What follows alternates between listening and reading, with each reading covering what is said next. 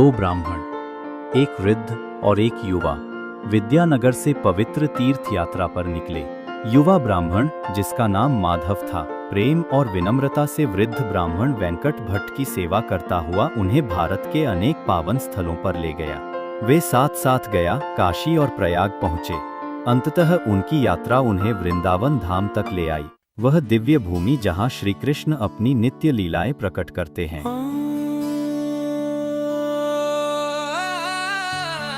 व्रजभूमि की पावन वायु और श्री कृष्ण लीला की स्मृतियों में दोनों ब्राह्मण भाव विह्वल हो उठे और उनके हृदय भक्ति और आनंद से पिघल गए। जय राधे जय कृष्ण जय वृंदावन, श्री गोविंद गोपीनाथा मदन मोहन, श्यामा कुंद राधा कुंद गिरि गोवर्धन, कलिंदी जमुना जया जय महावन, कैसी गाता बंसी बाता द्वादशकनं, जहाँ सबा लीला कोइलो श्री नंदनंदन।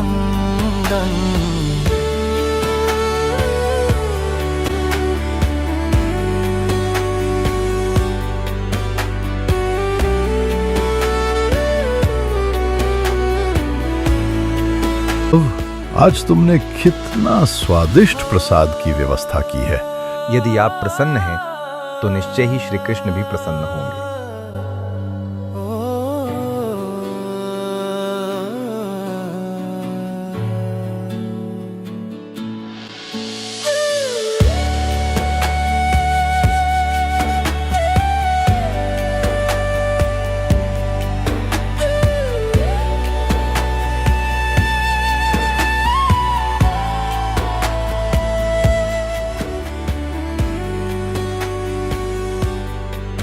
मैं धन्य हूं कि मुझे गोपाल के दर्शन मिले। जब हम साक्षात विजेंद्र नंदन के सामने खड़े हों और उनकी कृपा दृष्टि हम पर पड़े, तो इससे अधिक शुभ क्या हो सकता है। हाँ माधव, मैं तुम्हारा हृदय से आभारी हूं कि तुम मुझे यहाँ लाए। ये अवसर मेरे लिए संसार से भी अधिक मूल्यवान है। ओह, कृपया मुझे श्रेय न दें। आपका यहाँ आना तो गोपाल की इच्छा थी। उनकी अनुमति के बिना तो कोई वृंदावन में प्रवेश भी नहीं कर सकता।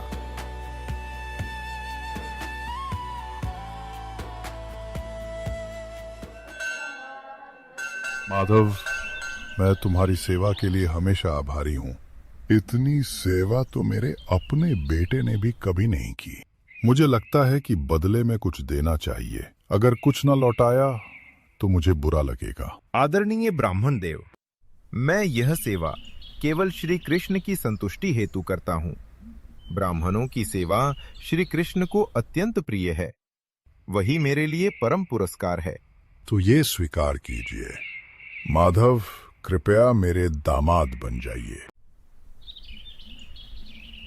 मैं अपनी बेटी का विवाह आपसे करना चाहता हूँ। आदरणीय ब्राह्मण देव, ये मेरे लिए अत्यंत सम्मान की बात है, किंतु क्षमा करें, मैं इस प्रस्ताव को स्वीकार नहीं कर सकता। कृपया इसे स्वीकार करें। इसे मेरी हृदय से की गई कृतज्ञता समझिए। लेकिन आपके परिवार का क्या? क्या आपके बेटे, पत्नी और रिश्तेदार मानेंगे? मैं गरीब हूं और आप एक बड़े अमीर और विद्वान परिवार से हैं। शायद वे इसे कभी स्वीकार न करें। कृपया जल्दी में कोई वादा न करें। वे स्वीकार करेंगे। मेरी बेटी मेरी जिम्मेदारी है और निर्णय करने का अधिकार मेरा है। चिंता मत करो। मुझसे एक विनती है, कृपया ये वचन श्री गोपाल जी के समक्ष दीजिए। हमारे इस संकल्प के साक्षी स्वयं भगवान हों। हाँ बिल्कुल, मुझे ये करते हुए खुशी होगी। हे गोपाल, मैं इस युवा ब्राह्मण माधव की सेवा से अत्यंत प्रसन्न हूं। मैं अपनी पुत्री का हाथ इसे सौंपता हूँ। हे भगवान, कृपया मेरी इस प्रतिज्ञा के साक्षी बनिए। हे गोपाल, इस ब्राह्मण की बेटी से मेरा विवाह हो या ना हो, इससे मुझे कोई फर्क नहीं पड़ता। लेकिन मुझे इस बात की चिंता है कि वृंदावन जैसे पवित्र धाम में ये ब्राह्मण झूठ ना बोले और अपने धर्म से ना गिरे। इसी कारण मैंने उनसे निवेदन किया कि वे आपके समक्ष ये वचन लें। हे मेरे प्रभु, अगर उनके धर्म की रक्षा के लिए जरूरत पड़ी तो कृपया आप ही उनके वचन के साक्षी बन जाइए।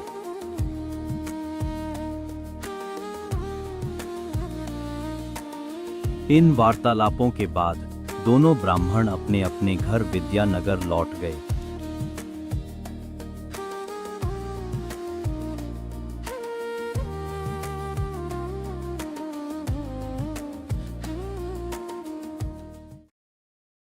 माधव की बात सच निकली।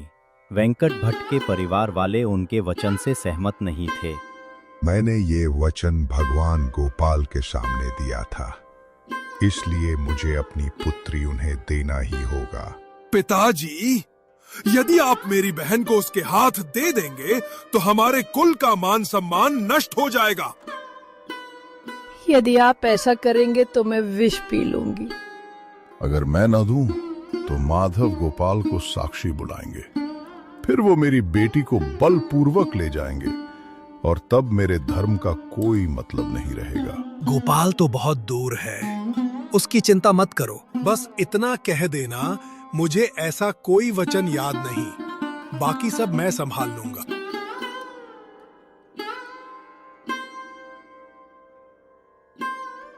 हे भगवान गोपाल, मैं आपके चरणों की शरण में आया हूं। कृपया मेरे धर्म की रक्षा कीजिए और साथ ही मेरे परिवार को मृत्यु से बचाइए। अगले दिन माधव वेंकट भट्ट से मिलने आए। प्रणाम आदरणीय ब्राह्मण, वृंदावन में आपने अपनी बेटी मुझे देने का वादा किया था। अब आप चुप हैं, तो अब आपका क्या निर्णय है? डंडा दो मुझे। अरे नीच, तू मेरी बहन से विवाह चाहता है? पौना चांद पकड़ना चाहता है क्या? मैंने ये सभा इसलिए बुलाई है क्योंकि इस आदरणीय ब्राह्मण ने मुझे अपनी पुत्री देने का वचन दिया था, परंतु अब ये अपने वचन से मुकर रहे हैं। क्या ये सत्य है वेंकट भट्ट जी? क्या आपने ऐसा कोई वचन दिया था? माफ कीजिए, मुझे ठीक से याद नहीं है। सबने सुना ना, इन्हें याद ही नहीं कि ऐसा कोई वादा किया था। असल बात यह है कि तीर्थ यात्रा के समय मेरे पिताजी के पास बहुत धन था। इस धूर्त ने उन्हें कोई नशा देकर सब कुछ चुरा लिया और फिर चोरी का झूठा बहाना बना दिया। अब बेशर्मी से दावा करता है कि मेरे पिताजी ने मेरी बहन का विवाह इससे तय कर दिया था। हे आदरणीय सज्जनों, क्या ऐसे छल पूर्वक और कपट पूर्ण व्यक्ति को अपनी कन्या दे देना उचित है? लगता है धन देखकर इसका मन डगमगा सब लोग गया। शांत हो जाएं। चलिए अब माधव की बात सुनते हैं। आदरणीय सज्जनों, मैं केवल सत्य कह रहा हूं। इस ब्राह्मण ने मेरी सेवा से प्रसन्न होकर अपनी पुत्री मुझे देने का वचन दिया था। मैंने विनम्रता पूर्वक मना किया, ये कहते हुए कि मैं इस योग्य नहीं हूं, किंतु इन्होंने बार बार आग्रह किया। तब मैंने उनसे प्रार्थना की कि ये वचन श्री गोपाल जी के समक्ष दें, और श्री विग्रह के सामने इन्होंने कहा, हे भगवान, साक्षी बनिए, मैं अपनी पुत्री इस ब्राह्मण को देता हूं। श्री गोपाल सबके साक्षी हैं और सब कुछ जानते हैं। यदि तुम गोपाल जी को यहां साक्षी के रूप में ला सको तो मैं अपनी पुत्री तुम्हें दे दूंगा। मैं वृंदावन से स्वयं श्री गोपाल को साक्षी रूप में लाने के लिए तैयार हूं, पर सच्चाई से कहिए, क्या तब भी आपका परिवार उसे स्वीकार करेगा? ये माधव तो मूर्ख है, खुद ही अपने जाल में फंस गया। भला एक पत्थर की मूर्ति वृंदावन से चलकर यहाँ कैसे आ सकती है? उसे सच में लगता है कि वो मूर्ति ही स्वयं श्री कृष्ण है, जो मेरे पिता की बात सुन रहे थे। हाँ हाँ, हम सब तैयार हैं। अगर गोपाल सचमुच चलकर यहाँ आए तो बहन को दे देंगे इसे। इस बार माधव ने सबके सामने लिखित वचन लिया ताकि सभी साक्षी रहें और कोई फिर से इनकार न कर सके, और उसने वहां मौजूद लोगों से ये बात कही। आदरणीय सज्जनों, कृपया मेरी बात ध्यान से सुनिए। ये वृद्ध ब्राह्मण सत्यनिष्ठ है और धर्मपरायण है। इनकी कोई इच्छा नहीं थी अपने वचन से मुकरने की, परंतु केवल इस भय से कि इनके परिजन अपने प्राण न त्याग दें, ये सत्य से डगमगा गए। अब मैं इनके पुण्य बल से स्वयं परम भगवान को साक्षी के रूप में बुलाऊंगा, ताकि इनका ये पावन वचन अक्षुण्ण बना रहे। माधव फिर वृंदावन लौट गए ताकि गोपाल को साक्षी बनाकर ला सकें।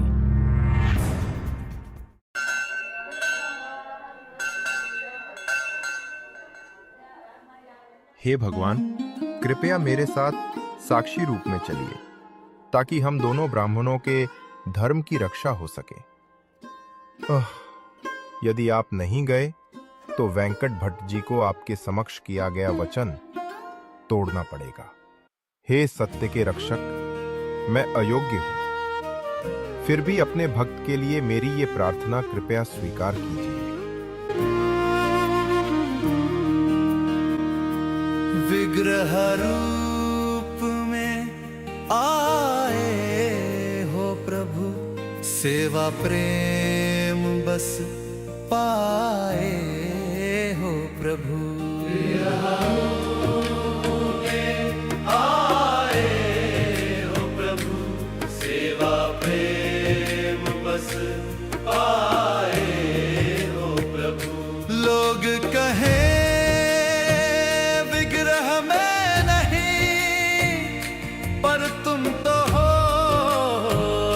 कण में यही, जब नभ जल वायु में व्यापे, तो विग्रह रूप में क्यों ना पे। शास्त्रों से माने रूप तुम्हारा, न कोई कल्पना न ब्रह्म हमारा।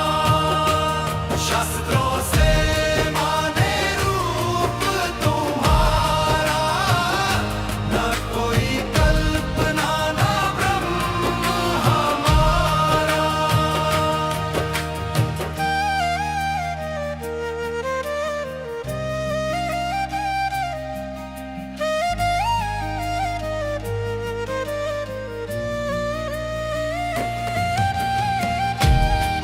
हे माधव, तुम्हारी सरल श्रद्धा से मैं अत्यंत प्रसन्न हूं। जो मुझे केवल पत्थर मानते हैं, मैं उनके लिए पत्थर ही बन जाता हूं।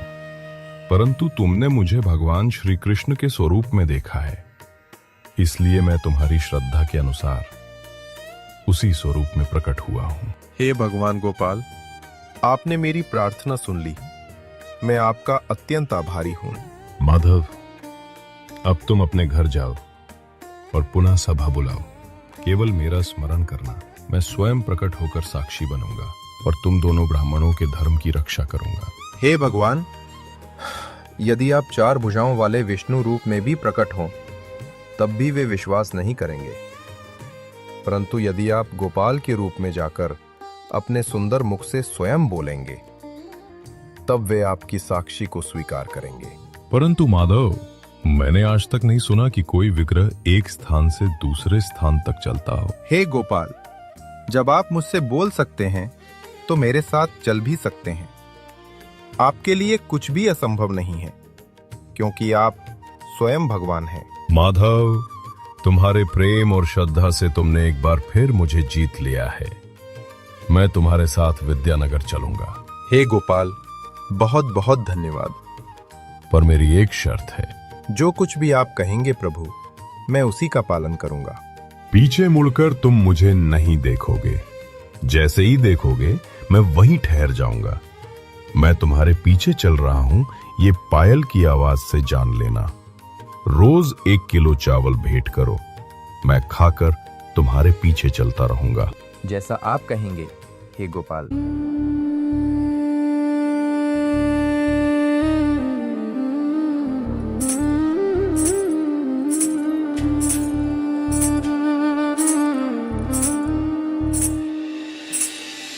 नयन अश्रु से भर आए हैं, सोच के तुम संग आए हैं। कोई योग्यता नहीं है मेरी, तुम पत्थर नहीं भक्त प्रिय गिरिधारी।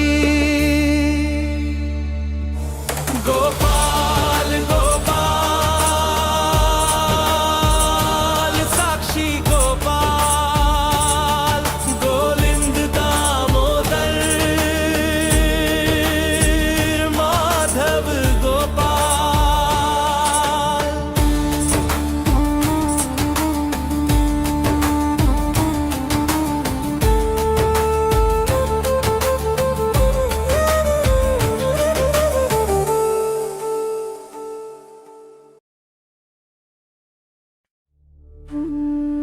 जैसे ही वे विद्यानगर के समीप पहुंचे, माधव को पायल की आवाज सुनाई देना बंद हो गया। जब वह पीछे मुड़ा तो उसका हृदय आनंद से भर उठा। श्री गोपाल वहीं खड़े थे। भगवान मुस्कुराए और बोले, मैं अब यहीं ठहरूंगा, तुम जाओ, गांव वालों को बुलाओ। मैं वृद्ध ब्राह्मण के वचन का साक्षी बनूंगा। नयन अश्रु से भर आए हैं,